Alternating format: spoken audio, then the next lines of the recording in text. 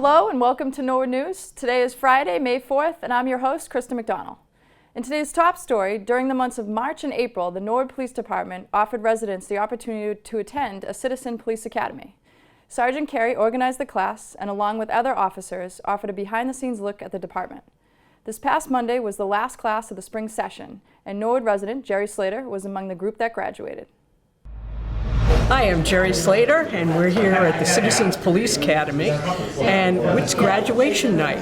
So we've had 2 months of 2 hours every Monday night where we've met the different members of the Norwood PD. We've taken a tour of the station, and we've learned all about all the great things that our police department does, spending a lot of time with the chief and the deputy. And this course was run by Sergeant Carey.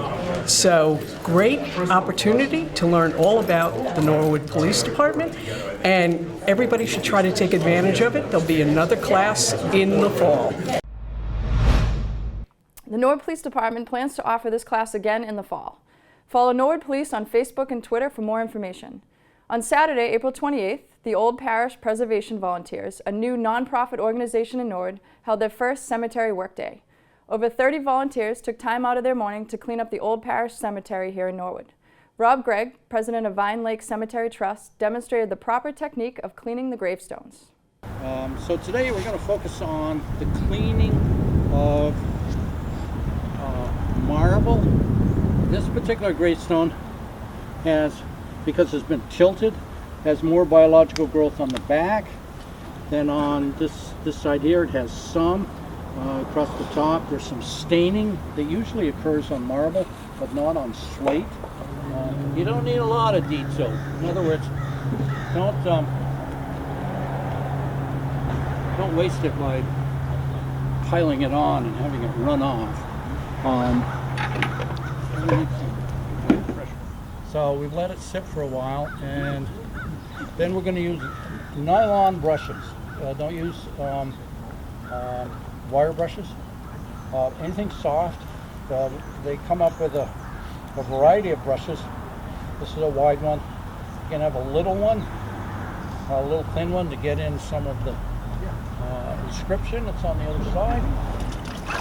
You get it wet, you start at the bottom, you work across, and let's see what happens. Wow.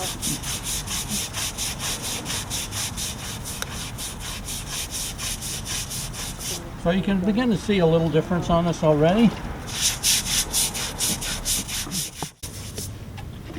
Wow. The higher you go, the more the biological growth. These are called lichens. Fungi and algae combine together with the acid that's in the air and produce this. And it's probably safe to say this stone has never been cleaned. Now, the lichen on the top was a little tough, so oh yeah, you see the stripe. I just used the edge of the.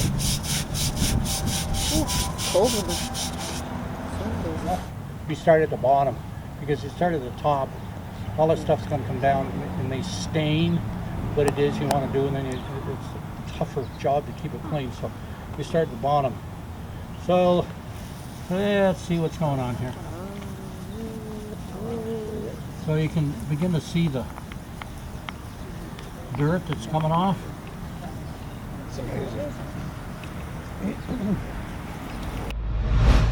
Part of the cleanup crew included Norwood community media host Mark Hoover. Tune into NCM later this month to see a full story on this piece of history in Norwood. Stay tuned for more local government news after this break.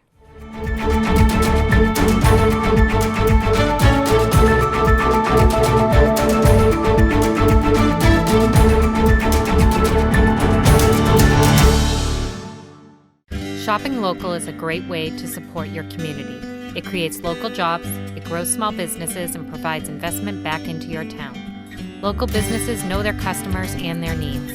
They define your town and make it uniquely yours. I bike local. I refurbish furniture, local. I Lewisburger local. I buy flowers, local. We shawarma local. I gift local. I bank local. I bowl local. I play local. I clean local. I shop local. I sparkle local. I frame local. We run local. On Saturday, November 29th, you're invited to shop local. Support your neighbors, your friends, and your town. Shop local.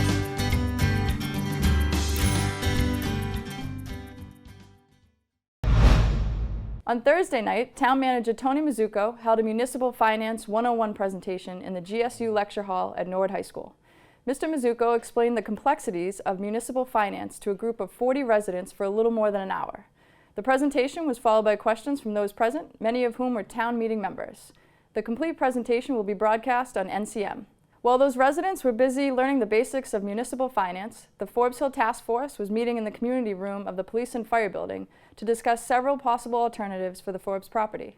Local realtor Paul Cady offered his expertise from a real estate perspective, and Westview Partners, a developer who has indicated interest in the property, shared some possible uses for Forbes Hill with the board. As the meeting came to an end, Assistant Town Planner Patrick DeChane updated the task force on the survey to be distributed to the public. We're going with a insert method as opposed to sending out the entire survey. I have a list of reasons why that was.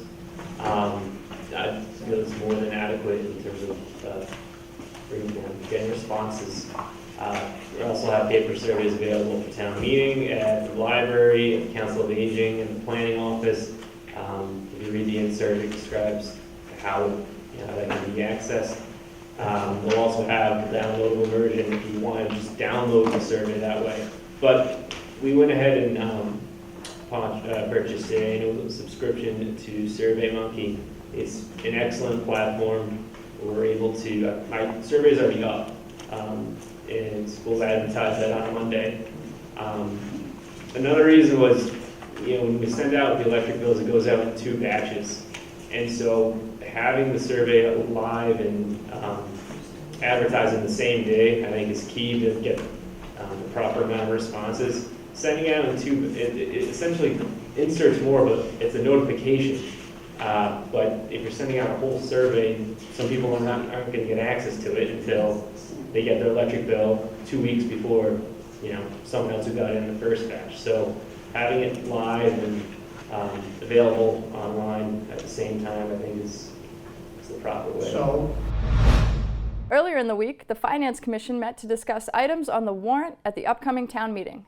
Topics included the special town meeting articles, fire department contracts, and how community preservation funds might be a possible source of funds to bridge the $400,000 gap between the initial funding approved by town meeting and the bids received from contractors for the St. Gabriel Chapel renovation. The bids came back approximately $400,000 over the initial funding approved by town meeting. While the Finance Commission discussed the possible future use of community preservation funds, the Community Preservation Committee held its first public forum at the Willett Room in the Civic Center. As a fairly new committee, the forum was held with the purpose of welcoming input from the community to help develop the goals and criteria that the Community Preservation Committee will use to assess future project proposals and expenditure of funds. The committee started with a presentation and then opened the floor to questions and input from those in attendance. The next CPC meeting will be held May 9th. At this week's Board of Selectmen meeting, the board took time to honor recently retired planning board member Paul Donahue. Paul Donahue dedicated over 40 years to working on the planning board, and many joined the board in thanking him for his service.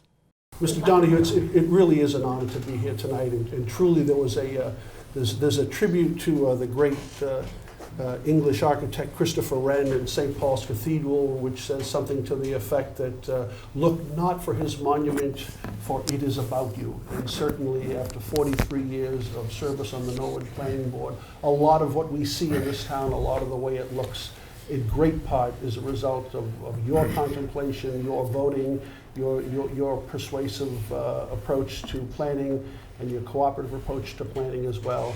Norwood is a very different place from the place it was when you joined the planning board in 1975. So for that sort of personal thanks for your work. We love to give these out to employees and people that have been involved for 20 years or more. You've done twice that. And as a volunteer, not just an employee, but as a volunteer, your dedication and your love for the town and the planning board and all it does for the town and all it has done over those 43 years. I know it's close to your heart.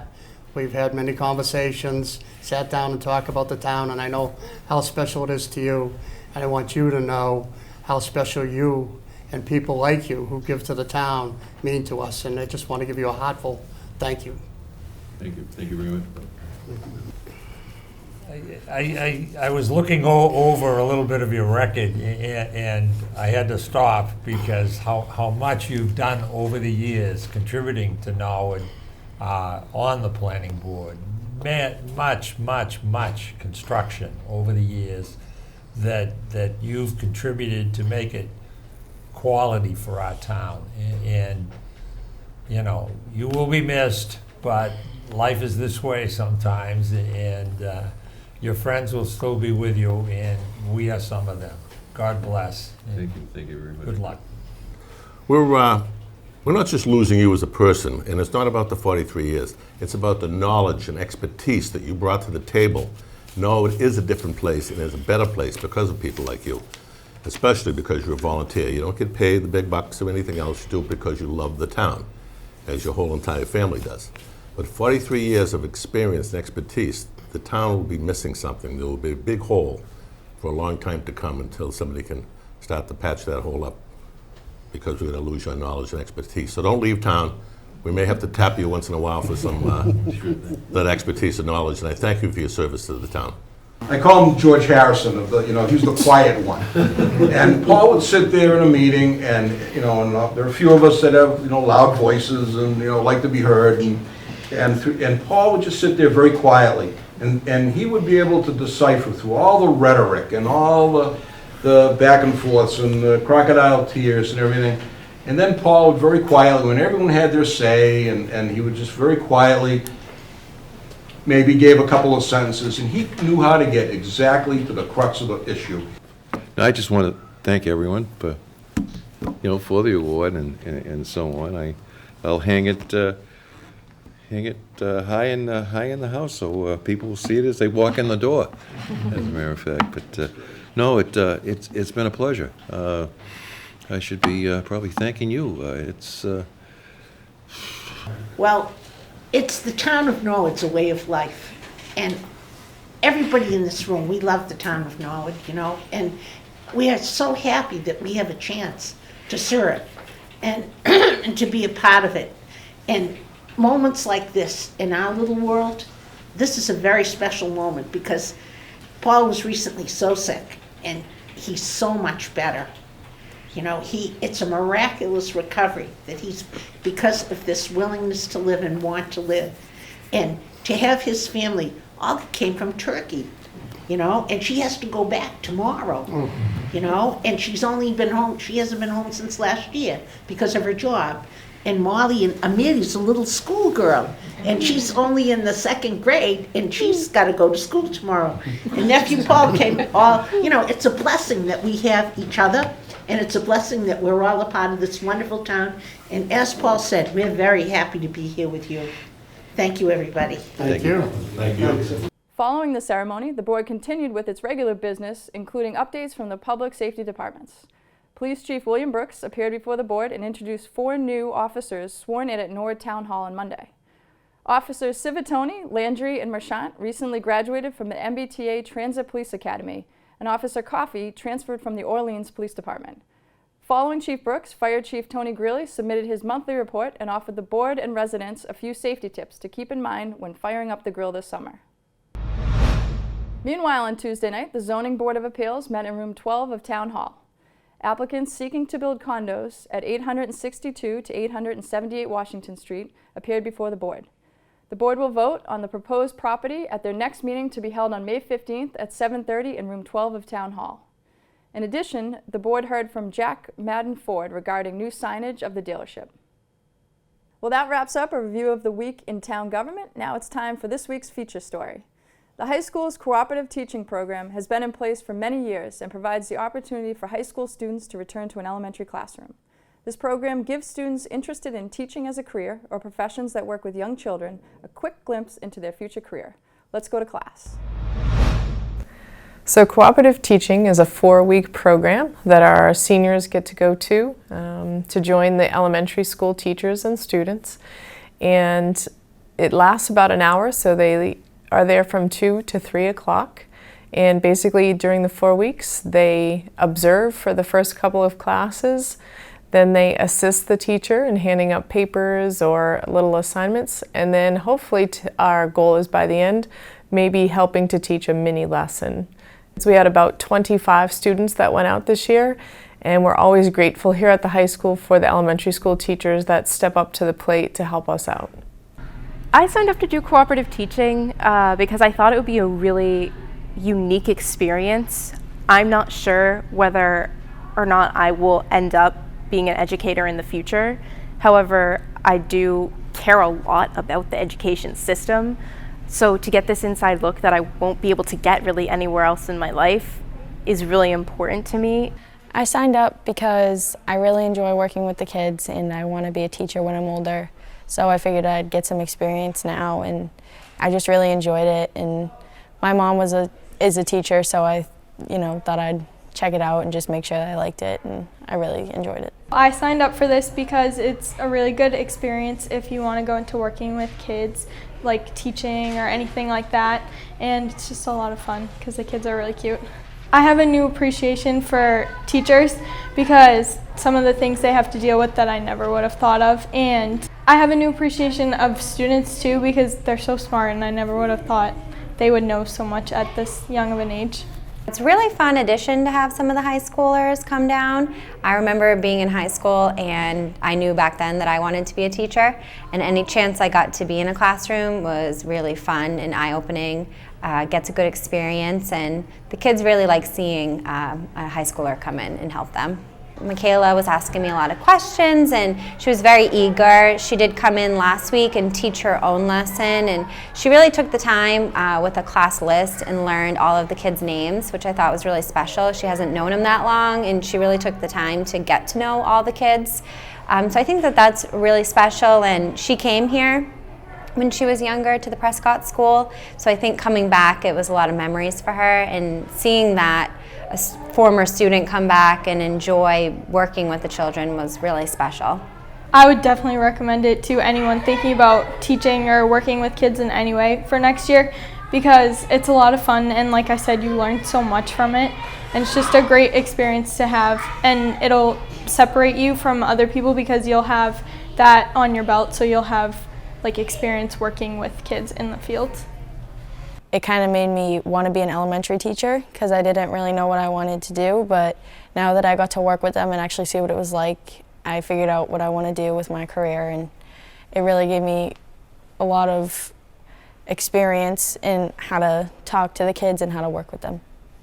I didn't expect to forge these types of relationships with the students. I didn't expect them to be so open to letting somebody who's older and like maybe intimidating into the classroom, but I was able to get to know these kids in a way that I didn't think I would.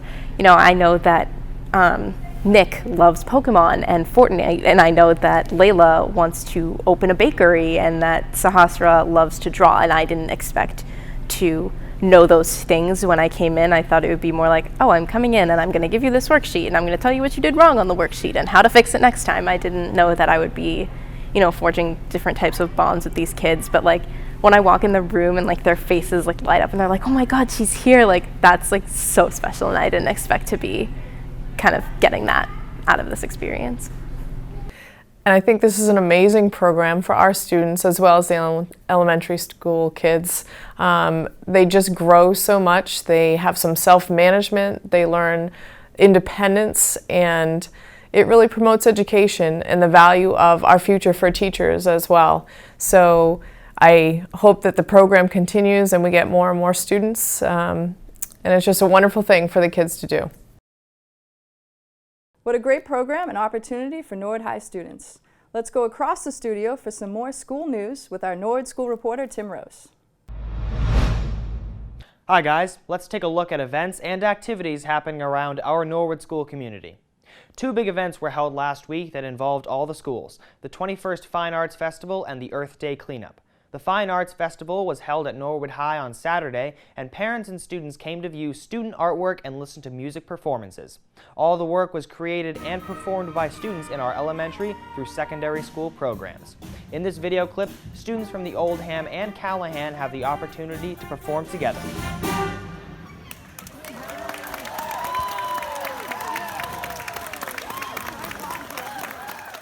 The festival is a great tradition and is a great way to celebrate the fine arts and showcase our students' work. The Earth Day cleanup was held on Sunday all around town and at every school. Over 229 volunteers collected 168 bags of trash from 11 sites and 2 walking trails around Norwood. There was quite a bit of trash collected around the perimeter of the schools, and thank you to the DPW for providing and picking up the trash bags. A very big thank you to Katie Neal Rizzo, co-president of the Oldham School PTO, who had a major role in organizing this event. And thanks again to all who volunteered their time to clean up the schools. The Cleveland School had a large turnout last week for Poetry Pop. To learn more, let's hear from first grade teacher Mary Brigham. Hi, my name's Mary Brigham, and I'm here to talk a little bit about a celebration that the first grade team did here at the Cleveland School called Poetry Pops. My team consists of myself, Vicki Georgopoulos, Christina Beechna, and with the help of our reading specialist, Nora Galvin. We decided that April was a perfect time because it's National Poetry Month. Our celebration of Poetry Pops, we were very lucky to invite Dr. Thompson and Dr. Alec Wyeth. We also had parents and some 5th grade mentors come in to hear us as well. The day began when our students decided to read some poetry out loud on stage. We started with some small groups. They read various poems, such as Alligator Cake and others.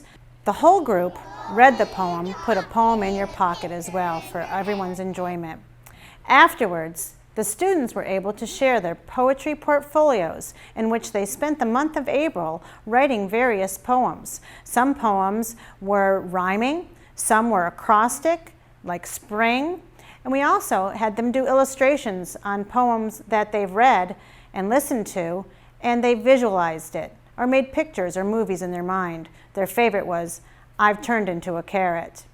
The fun part of students reading these poems to their family and teachers and 5th grade students is that they enjoyed popcorn while reading their poetry. They also had bulletin boards to go to and read poetry on our bulletin boards while enjoying popcorn. It was a fun-filled day. I'd like to thank everyone who came, the parents, the family, grandparents.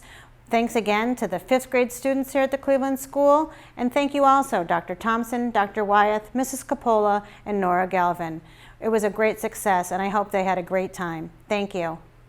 A lot is happening at the Prescott School. 2nd grade students were paleontologists for a day with a visit from the Museum of Science. Students dug for dinosaur bones, explored dinosaur fossils, and followed in the footsteps of a dinosaur. It was very informative and engaging for our students. Thanks to the Prescott PTO for bringing this program to our school. Art Week was in bloom at the Prescott. High school honor art students led the elementary Prescott students, sharing popular picture books and guiding them through the creative process. The students created an illustrated paper book with a hidden compartment. This was a collaborative effort between Donna Miller, the Prescott librarian, and Elizabeth Mullaney, a high school art teacher. Thanks to Friends of Visual Arts for providing the materials for this activity. The Prescott School held a fundraiser, A Smile for Kyle, to help support the Lynch family as Kyle is treated for Hodgkin's lymphoma. Students collected coins for 2 weeks, and for every dollar the grade collected, they were awarded a piece of duct tape to tape a selected teacher from each grade to the recess wall. It was a lot of fun and a rewarding experience for our school.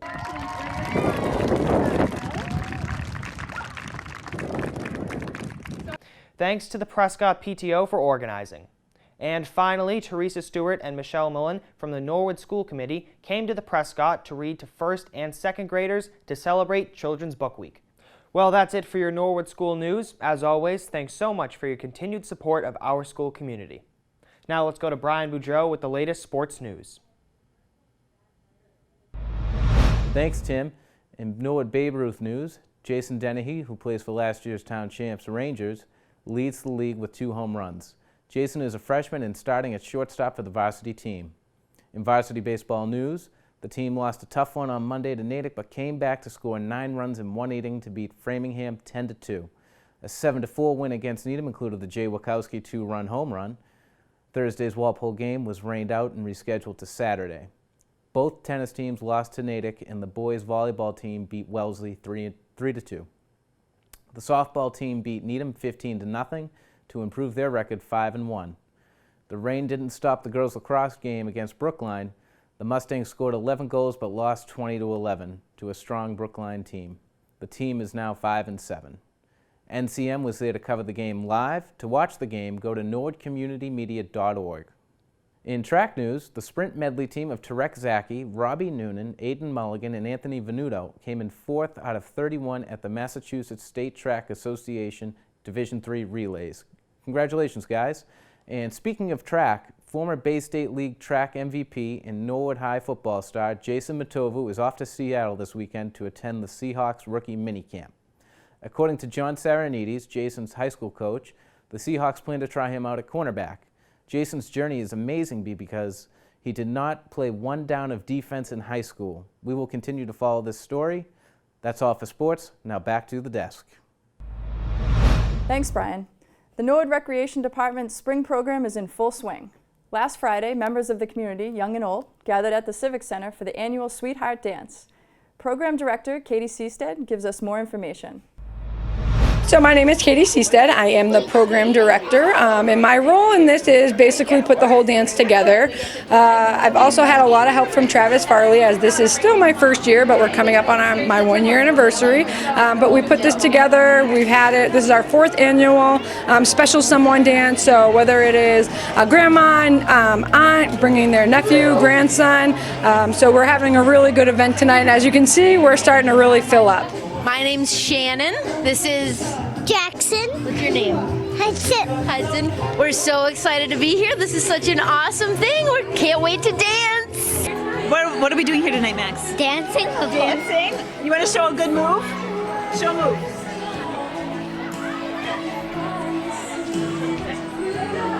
We've been practicing all week. And, you know, that they're ready for a special night. We have a photo booth that was generously donated by Bright Photo Booth, as well as a tattoo parlor, so families can get tattooed together, as well as our favorite DJ, Willie. I think my favorite part is just watching all the families get on the dance floor and have a great time. On Saturday, Travis and Katie were back at it in South Norwood at the annual fishing derby.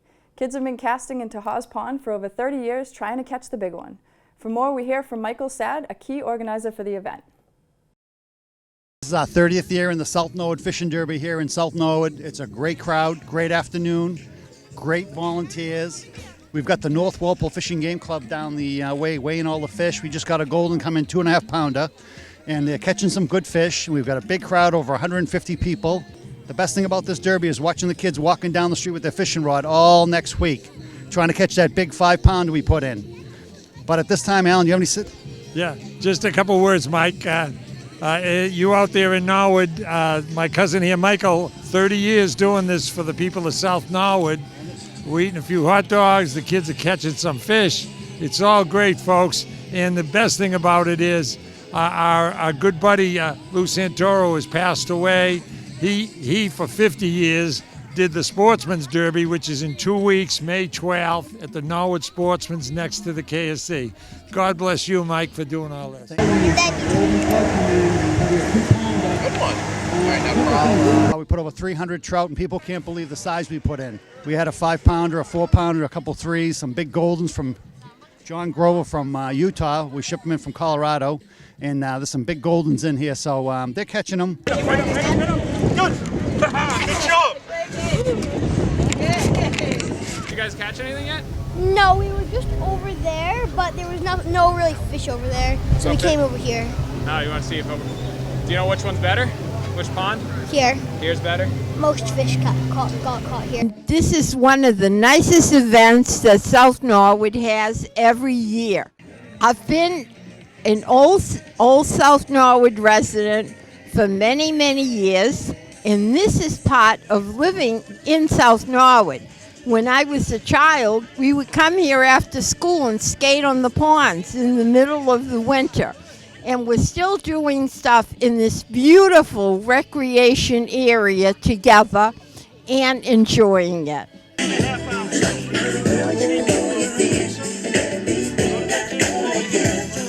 Now, the added thing to it is the rubber duck race. That's a great way to raise funds for the recreation department, so we're happy to go along with that. The person who won the golden fish today, her mother won it years ago. It's an amazing thing, generations of people who have been fishing. What a fun way to kick off the fishing season, thanks to all who make it happen. The activities continued into Sunday morning as the Recreation Department kicked off the first week of adult flag football. This is a new program for the big kids, and NCM will be filing a report from the sidelines in the future. Thanks so much for watching this episode of Norwood News. I'm your host, Krista McDonald.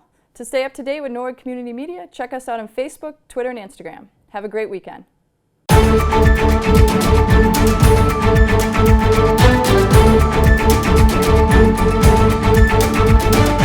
Thank you.